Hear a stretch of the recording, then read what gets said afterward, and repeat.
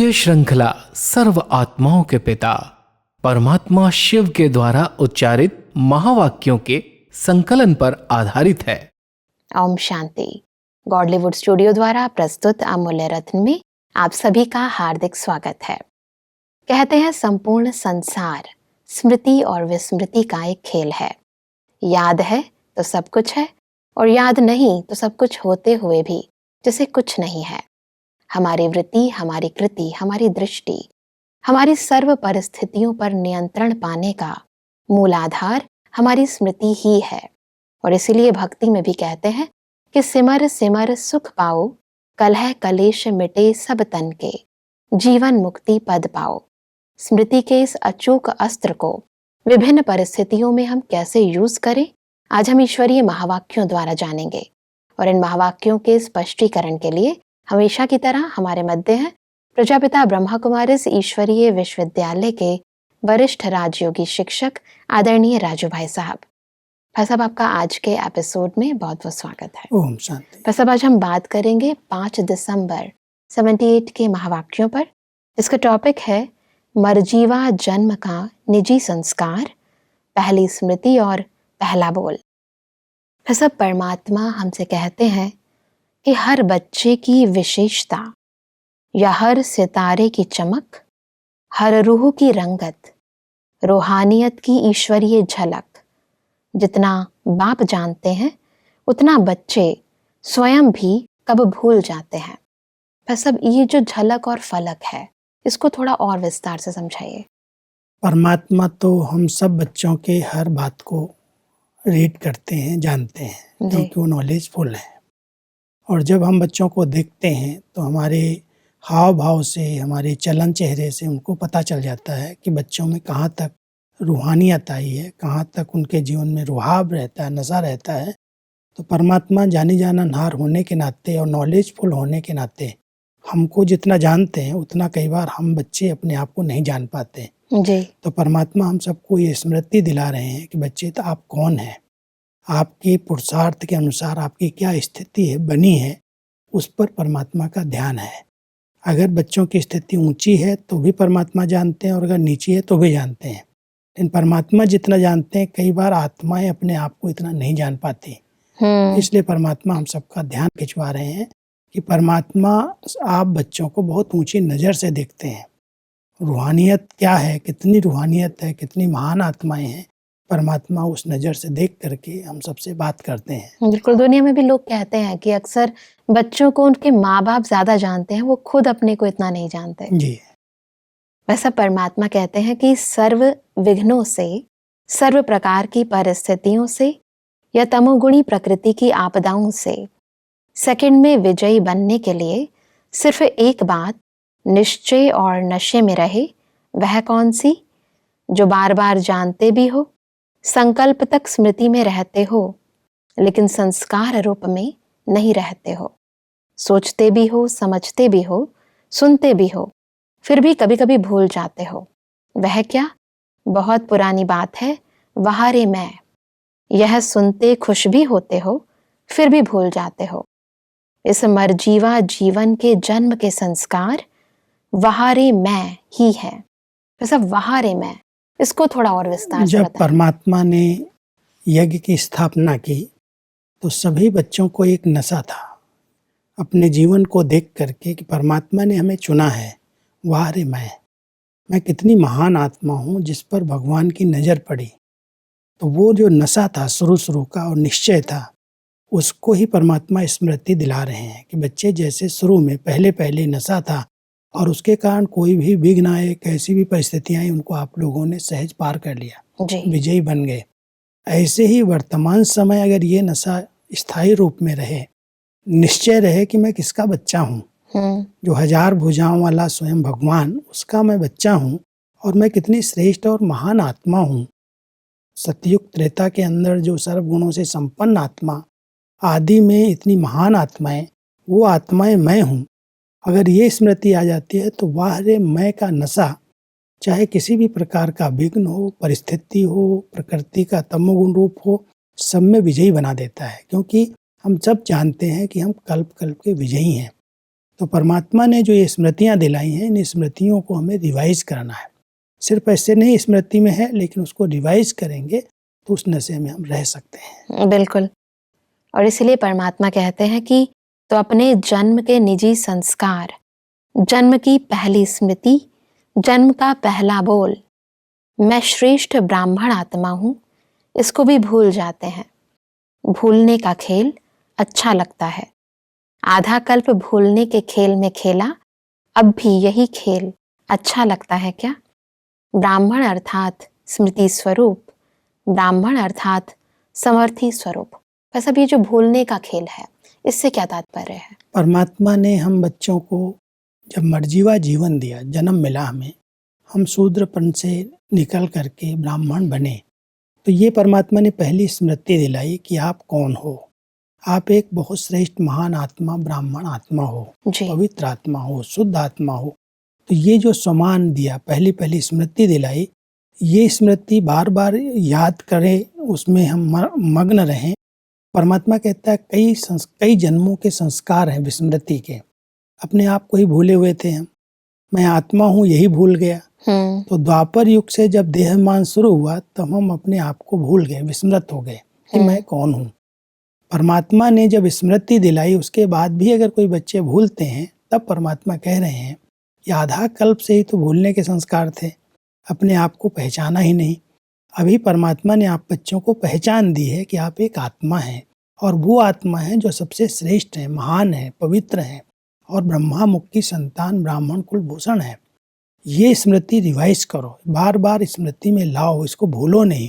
अगर ये संस्कार होगा तो विजयी नहीं बन सकते, क्योंकि कई संस्कार ऐसे विकारों की अधीनता के, देहमान के कारण बन गए हैं जो बार बार अटैक करते हैं, वार करते हैं।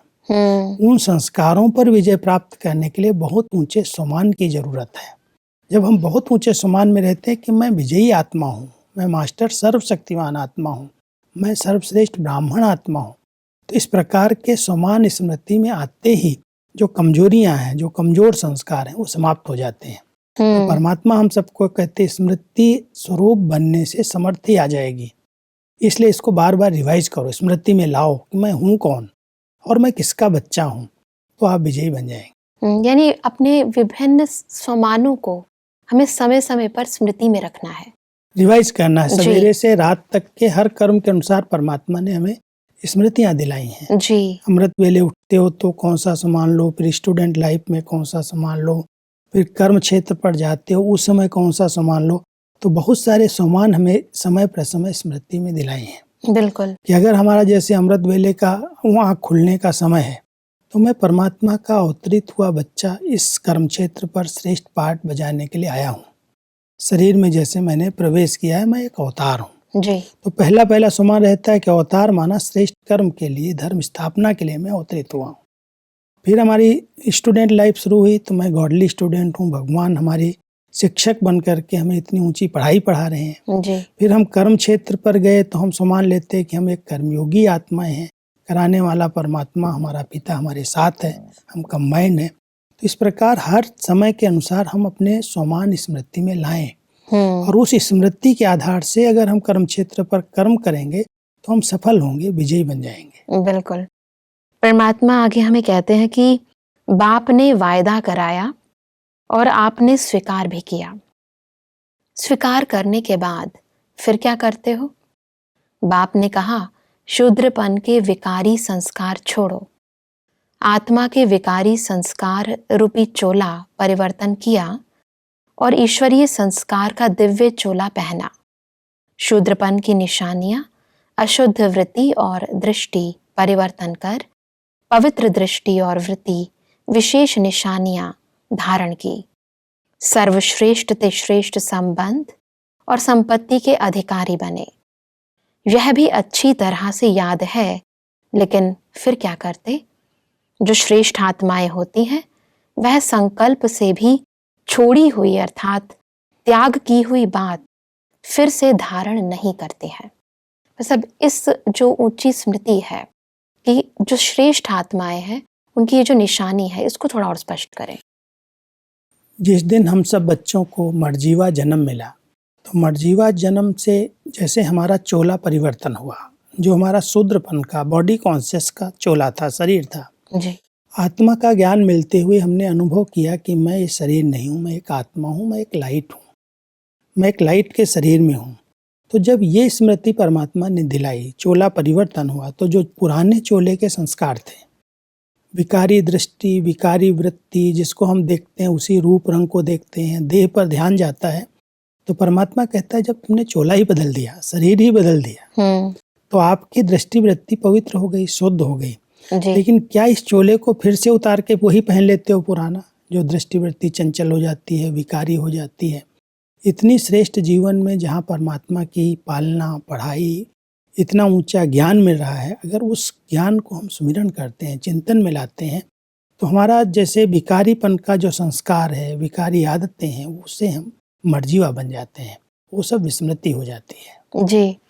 परमात्मा कहते हैं कि जैसे धरनी पर गिरी हुई व फेंकी हुई चीज रॉयल बच्चे कभी नहीं उठाएंगे। आप सब ने संकल्प धारण किया और ये विकार बुद्धि से फेंके। बेकार समझ, बिगड़ी हुई वस्तु समझ प्रतिज्ञा की और त्याग किया। वचन लिया कि फिर से यह विष सेवन नहीं करेंगे। फिर क्या करते हो? फेंकी हुई चीज, गंदी चीज, बेकार चीज, जली हुई वस्तु फिर से उठाकर यूज क्यों करते हो? वास्तव में जिन संस्कारों के कारण हम इतने गिरावट में आए, पतित बने, विकारी बने, तमोगुणी बन गए, तो परमात्मा कहते हैं जब तुमको स्मृति आ गई कि तुम किसके बच्चे हो, कितने रायल हो, तो रायल बच्चे, कोई गिर जाती चीज छोड़ दी गई, उसको फिर से नहीं उठाते। तो परमात्मा हम सबको ये बहुत ऊंची स्मृति दिला रहे हैं कि आप बच्चों को परमात्मा ने चुन करके इतनी श्रेष्ठ महान जीवन दी है, फिर भी वो संस्कार, पिछले जन्मों के विकारी संस्कार जो गंदे हैं, जिनको छोड़ दिया है, जो कीचड़ है, उसको फिर से टच कैसे कर सकते हैं?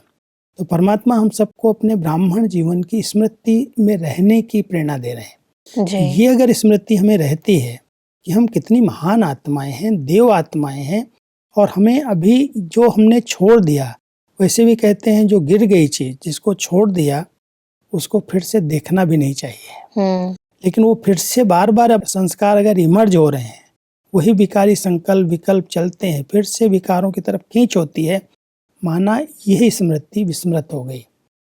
ये जो हमारा नया जीवन है, नया जन्म है, ब्राह्मण कुल है हमारा ऊंचा, उस ब्राह्मण कुल का नशा नहीं है। तो परमात्मा हम सबको उसकी स्मृति दिला करके कहते हैं इस नशे में रहो और अपने आप को बहुत रायल, बहुत महान आत्मा, देव आत्मा, ब्राह्मण आत्मा समझ करके उस पोजीशन में रहो, तो कोई भी नीचे की चीज, गिरी हुई चीज की तरफ ध्यान नहीं जाएगा। यदि ऊपर जाना है तो नीचे की चीजें छोड़नी ही है, छोड़नी ही पड़ेंगी। क्योंकि अगर हमको संपूर्णता को प्राप्त करना है, संपूर्ण पावन बनना है, तो संपूर्ण पावन बनने में जितनी बातें रुकावट डालती हैं, उनको हमें छोड़ना, त्यागना ही पड़ेगा। जी। तो परमात्मा कहता है जब त्याग दिया, एक बार प्रतिज्ञा किया, संकल्प ले लिया बाबा के आगे कि बाबा इन पर, इन विकारी चीजों को हम टच नहीं करेंगे, और उसको जीत रहे हो, अभी पुरुषार्थ कर रहे हो, फिर भी बीच बीच में उस पर ध्यान चला जाता है, उसके संकल्प विकल्प चलते हैं, तो परमात्मा कहते हैं इस स्मृति को फिर से रिवाइज करो और पक्के करो, ताकि वो विकारी संस्कार फिर इमर्ज ना हो। इसलिए परमात्मा कहते हैं कि जानी जाननहार तो बने हो, लेकिन बनना है करनहार। अब क्या करेंगे? करनहार बनने का विशेष कार्यक्रम करके दिखाओ। संकल्प द्वारा त्याग की हुई बेकार वस्तुओं को संकल्प में भी स्वीकार नहीं करो। सोचो और स्वयं से पूछो, कौन हूं और क्या कर रहा हूं?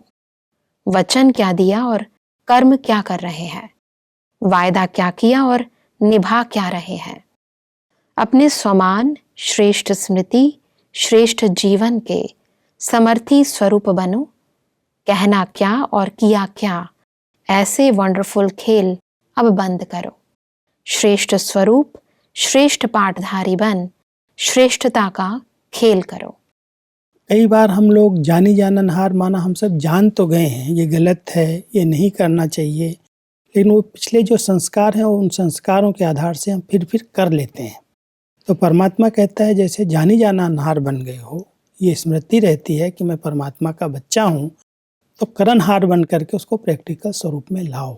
जी। जब आप उस स्मृति में रह करके करणहार माना, जो आप सोच रहे हो, जो आप दूसरों को सुना रहे हो, वो आपके प्रैक्टिकल जीवन में होना चाहिए।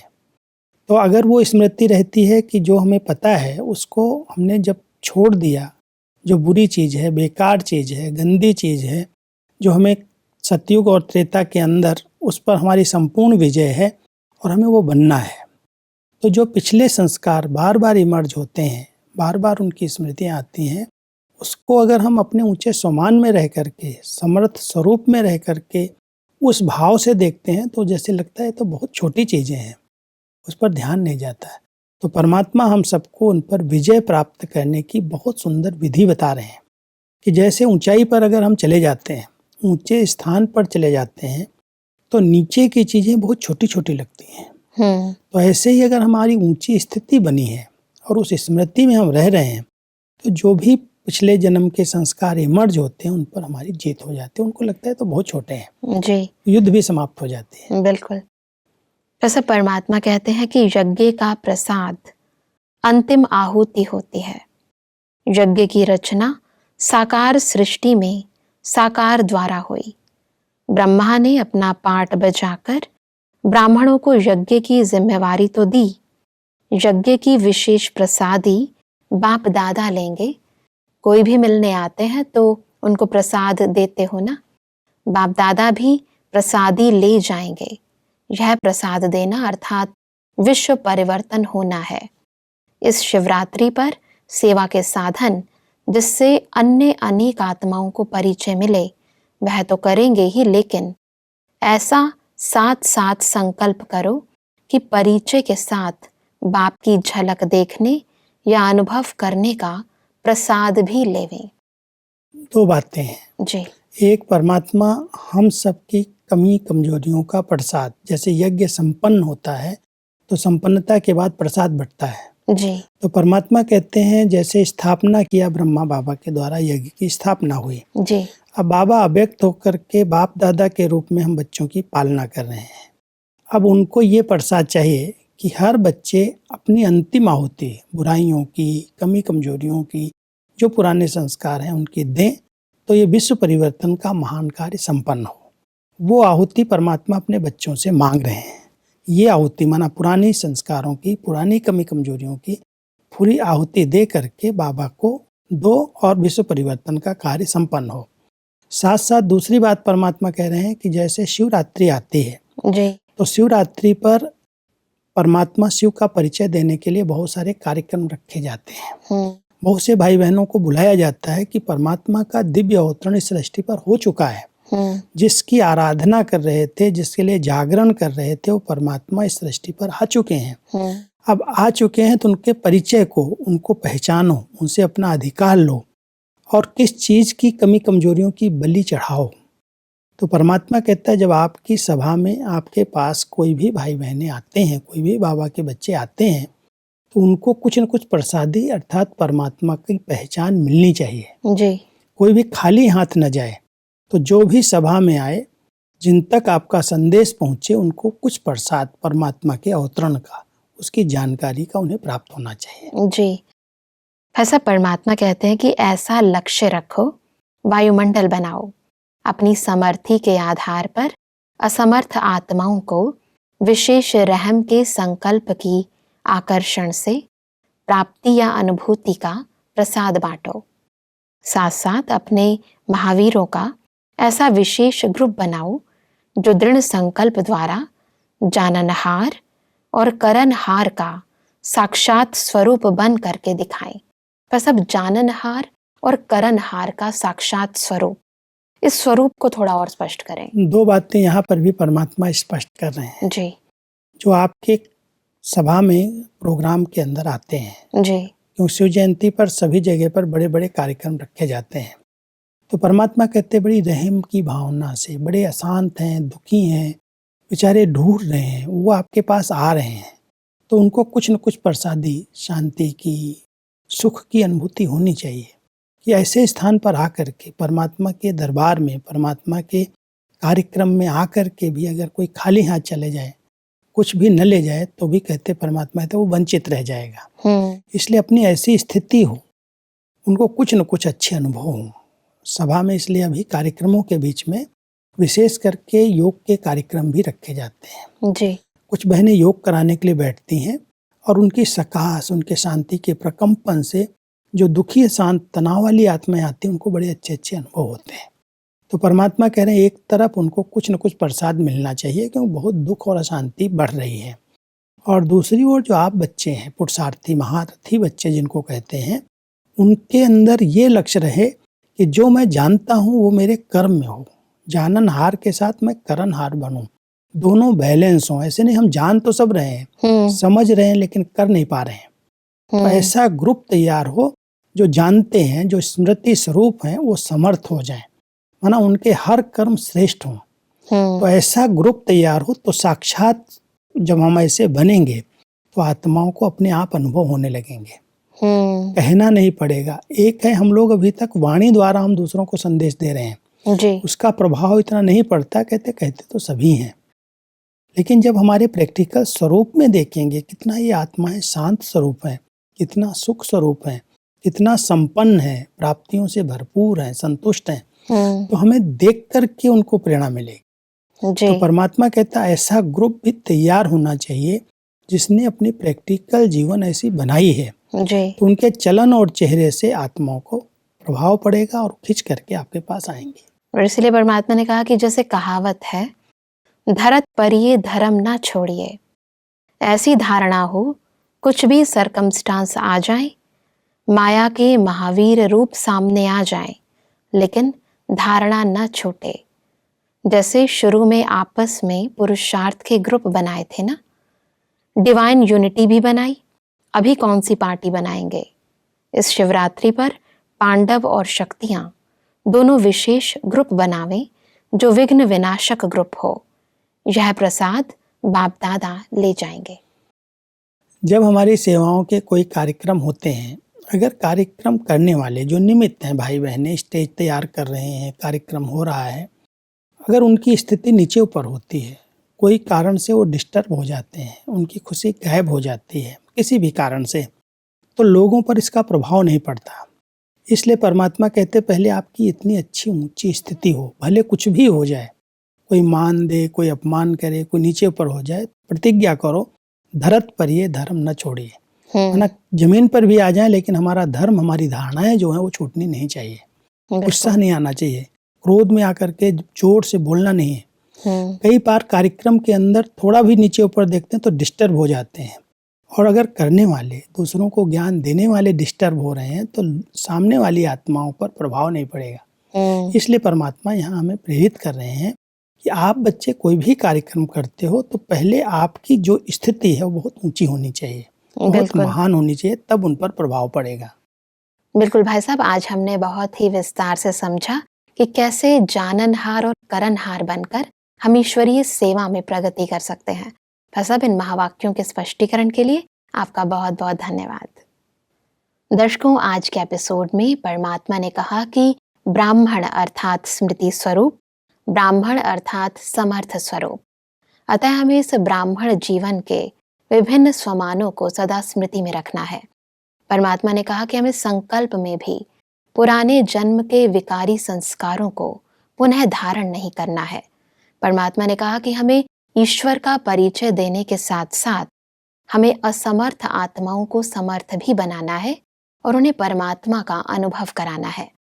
दर्शकों, आज के एपिसोड से संबंधित यदि आपके मन में कोई भी प्रश्न है तो आप हमें ईमेल कर सकते हैं। हमारा ईमेल आईडी है amulyaratna@godlywoodstudio.org। अगले एपिसोड में एक और अव्यक्त वाणी के साथ आप सभी के समक्ष हम फिर हाजिर होंगे। तब तक के लिए लेते हैं इजाजत। ओम शांति। मुख्य सार, मर्जीवा जीवन के संस्कार। मैं श्रेष्ठ ब्राह्मण आत्मा हूँ। श्रेष्ठ आत्माओं के लक्षण: वह संकल्प से भी त्याग की हुई बातों को फिर से धारण नहीं करते। यज्ञ का प्रसाद, अंतिम आहुति। हर बच्चे के दृढ़ संकल्प की अंतिम आहुति, जो दृढ़ संकल्प द्वारा जाननहार और करनहार का साक्षात स्वरूप बन करके दिखाएंगे। जैसे कहावत है, धरत पर ये धर्म न छोड़िए। अधिक जानकारी के लिए संपर्क करें Amulya Ratan Godlywood studio, Manmohini Van, Shantivan post, Abu road 307510, district Sirohi, Rajasthan. Email ID है amulyaratn@godlywoodstudio.org। इस श्रृंखला को प्रजापिता ब्रह्मा कुमारीज ईश्वरीय विश्वविद्यालय के सेवा केंद्रों पर क्लास में नियमित रूप से चलाने के लिए गॉडलीवुड स्टूडियो से संपर्क करें।